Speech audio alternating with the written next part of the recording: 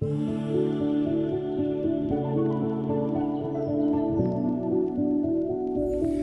right, hello OAS family. It is time for another book review, and we've got a new book we're reviewing today. It is one book in a two-book series, and the series is called Series of Chinese Painting Techniques, and this book in particular is called Painting Flowers, and it's by Jia Pao Min. And before we get into the details of the book, the rough statistics, the book is approximately 8 5/8 inches wide by 12 inches high, and it has approximately 207 pages. It is a hardcover book, and so like many hardcover books that are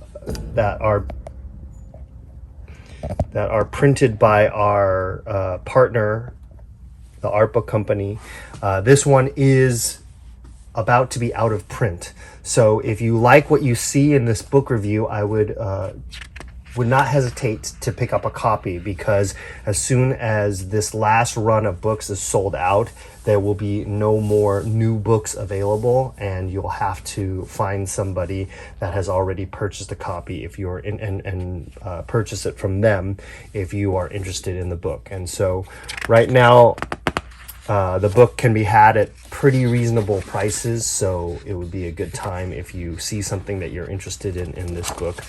There is some debate as to the relevancy of physical books going forward, but we are of the opinion that particularly with art books, they will continue to be valuable, and we want to encourage people to continue to seek out content for Chinese painting in particular, using printed books, because we don't want the medium to die out.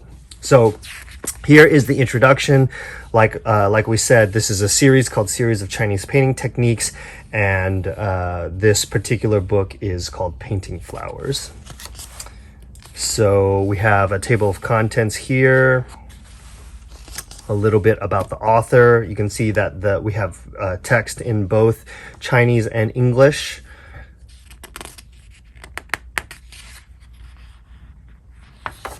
And we're now getting into a little bit of pictures of real life flowers and some sketches alongside.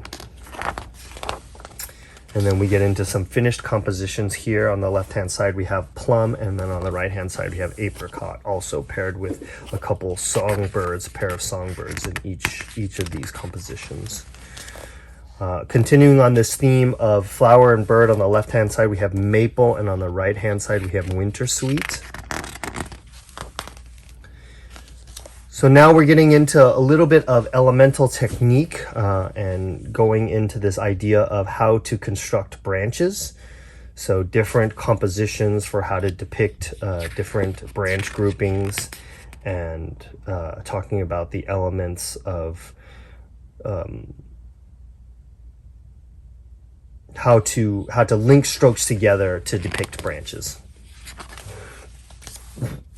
And that is continuing on, and we're having groups that are getting a little bit more complex, so you can see the variety.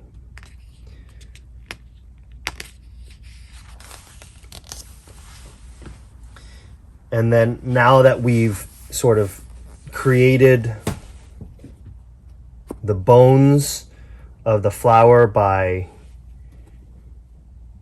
carving out the blank space of the paper with some branches, now we can add the yin element or the flower element to it, and you can see how those are placed in the composition.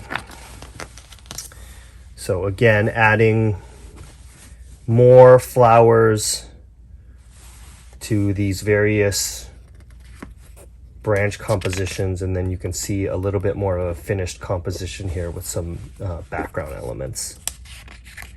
And this is a plum blossom.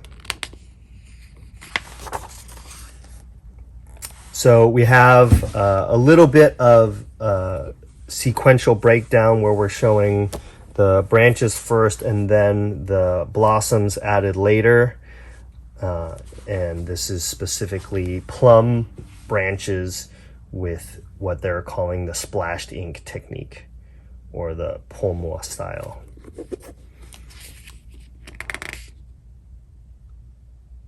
And then we have a finished composition here that also includes a little bit of bamboo.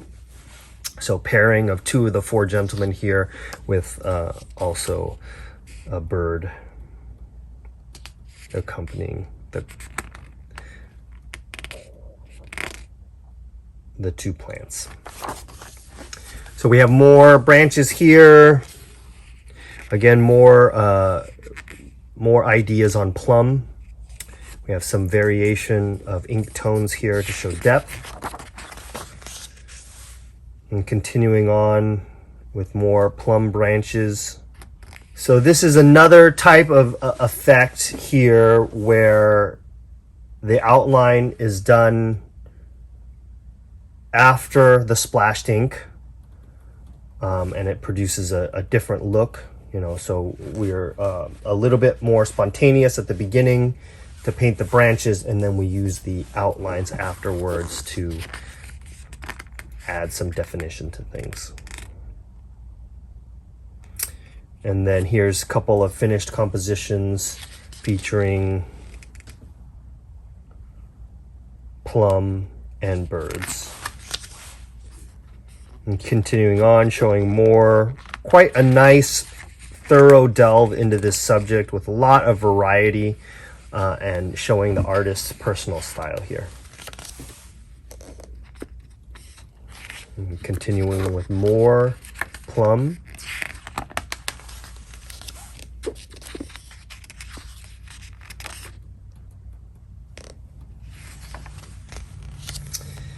Now we're getting a little bit into some detail about the blossoms themselves. You can see different color choices here, showing green, maybe ones that are outlined in ochre, ones where we're combining splash ink with some outlines in both green, red, and yellow. And then we have just like boneless style here, where we're showing just the shape strokes.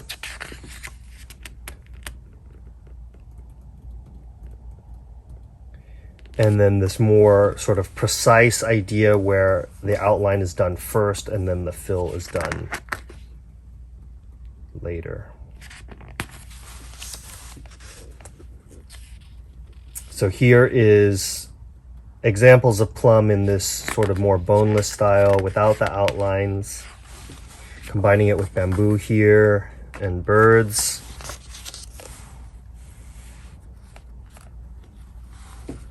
Lovely spontaneous feel to all of these pieces.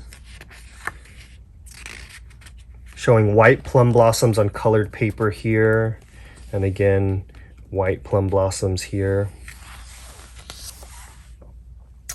Here's combining plum and orchid, another finished composition featuring plum, bamboo, and birds.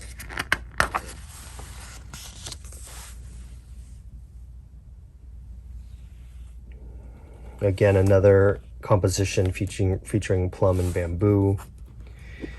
Now we're transitioning into apricot.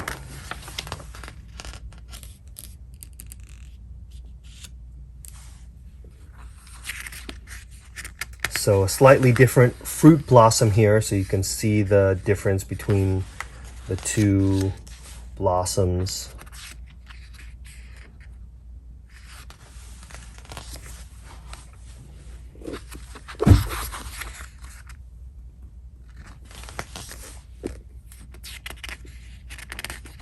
Pick up the pace a little bit here. Only a quarter of the way through the book, and want to keep this review into a manageable amount of time.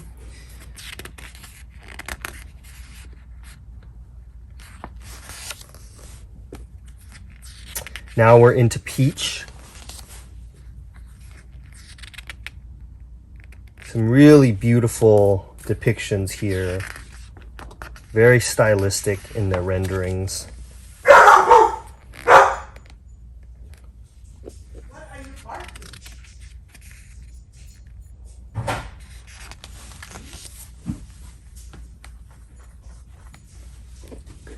Some focus on leaves here.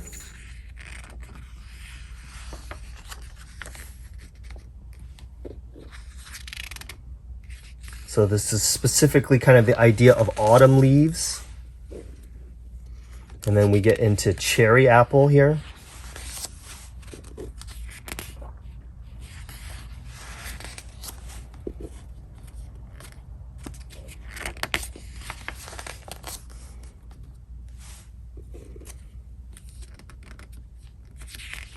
This is pear blossoms.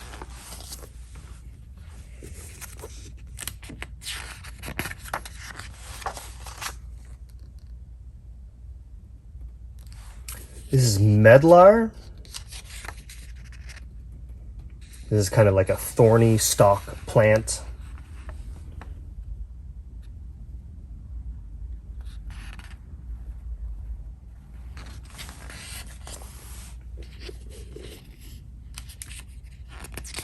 Often this plant is depicted as part of a feature in an autumn scene, so we're seeing those sort of autumn colors now in the depiction. Now we're starting a new section focused on flowers with 5 petals, so we're going to see some larger flowers here, starting of course with the iconic camellia. So you can see a camellia here that is paired with narcissus, so a couple very symbolic classic flowers paired together. Really nice, very free camellia composition here. Sequential buildup of some leaves and branches here, along with a sequential buildup of a flower here. So these are these 2 elements, key elements in the camellia shown in a sequential buildup.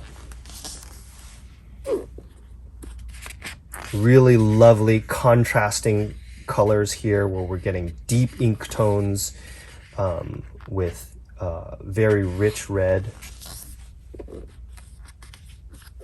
and paired with a couple pairs of birds in each of these final compositions. Now we're getting into azalea. So now we have these sort of iconic center dots that the azalea is known for. So you can see here this very spirited depiction, different ideas for branches of the azalea. Starting to show different colors, the color variety. We have a blue here and sort of a white with an ochre outline, and of course the iconic red color.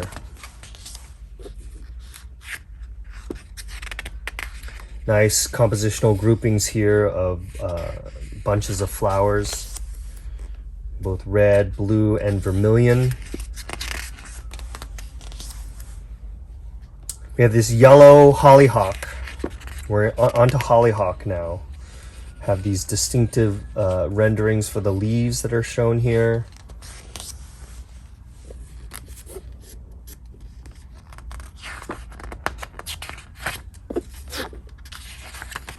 Nice, very simple composition of that yellow hollyhock flower, paired with a hen laying eggs here. And then we have some white hollyhocks paired with these small wildflowers, these little blue and orange wildflowers in the background.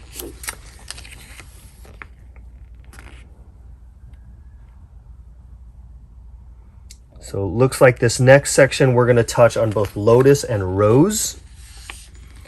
So here's the water lily.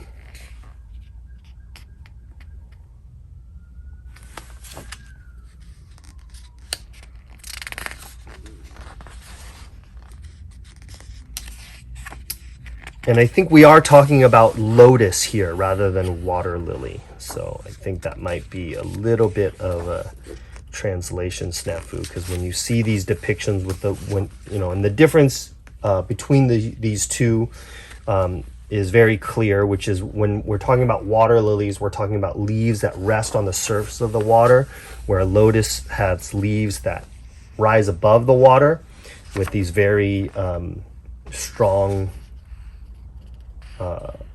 branches or stems And so this is why we see like the lotus being a symbol of transcendence.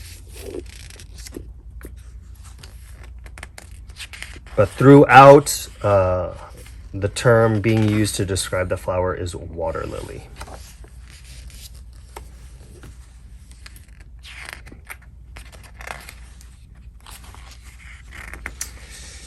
And now we're getting transition into rose.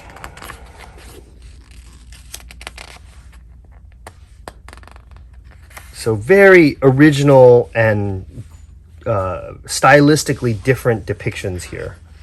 So it's nice to have this amount of variety with, you know, covered by a single artist, showing these different styles and showing how versatile he is as a painter.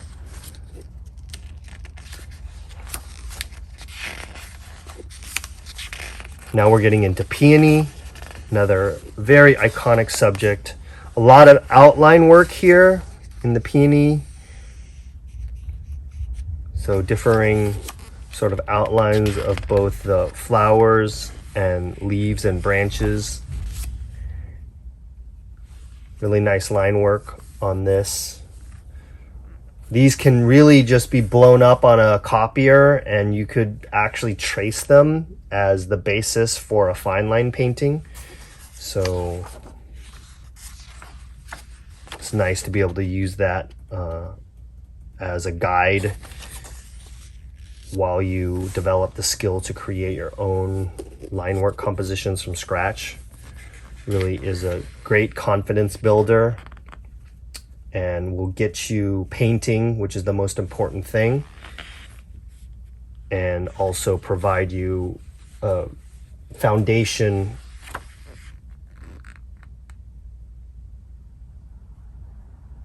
of a solid composition to work with.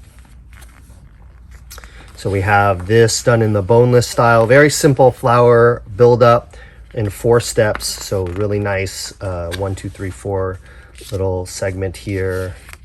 Beautiful little bud grouping showing the flower as it sort of opens up in different stages. Getting a sense here of the prosperity energy of the flower. It's just like spilling out with blossoms. Showing depiction of the rain here, showing it symbolically representing fortune and longevity.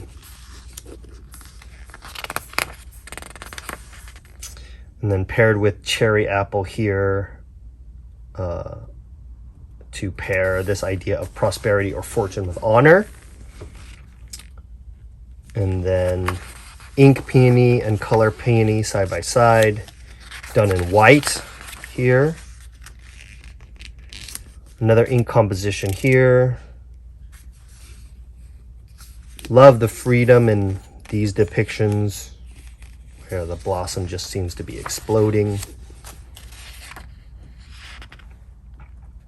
Lovely use of white space in both of these depictions here, so you can see there that I left a lot of white in the center of that flower to show the idea that, you know, we have light that bounces off and different things that are depicted with that subtle white space. So this is a different flower now. We're now into Peony. So starting from this page here, we're transitioning into a different flower.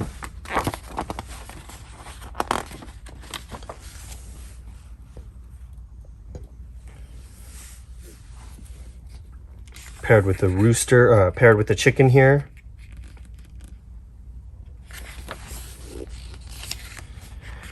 And now we're getting into another group of flowers that are sort of rattans and vines.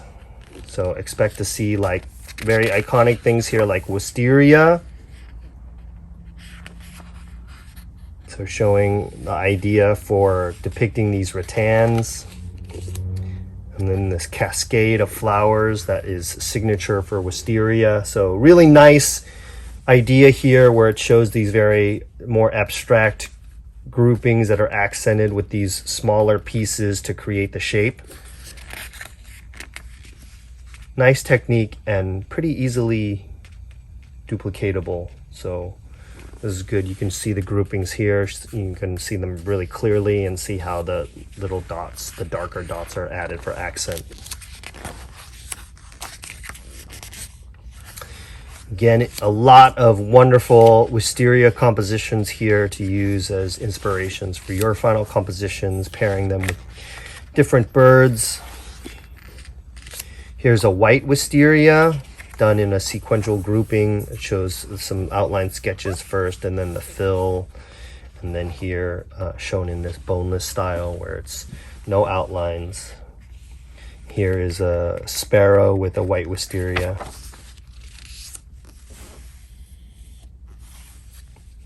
Pair of songbirds here with more white wisteria.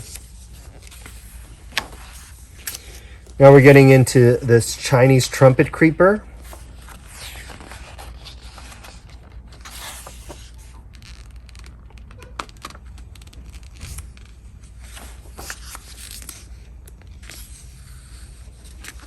Another sort of classic combination where we have the red with the ink.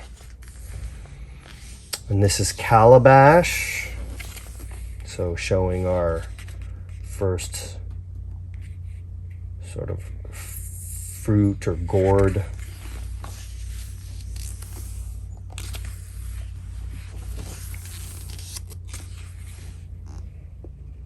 Really nice compositions with these, simple ink work to show the leaves and then the accents of the gourds throughout.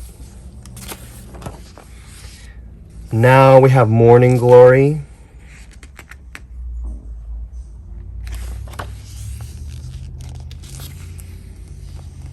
So this is a Calabash Morning Glory combination. This is the first one where I've noticed butterflies and bees paired, so that's a nice depiction. Morning Glory of various colors. So now we're getting into Six Petal Flowers. You can see the quite a bit of content here. So, even though it's a hardcover book,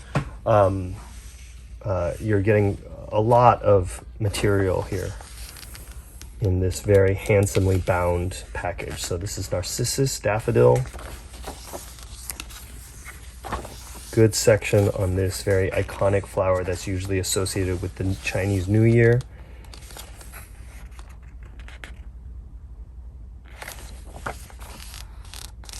And then we're getting into this wild lily, these like star lilies that you see a lot in flower arrangements.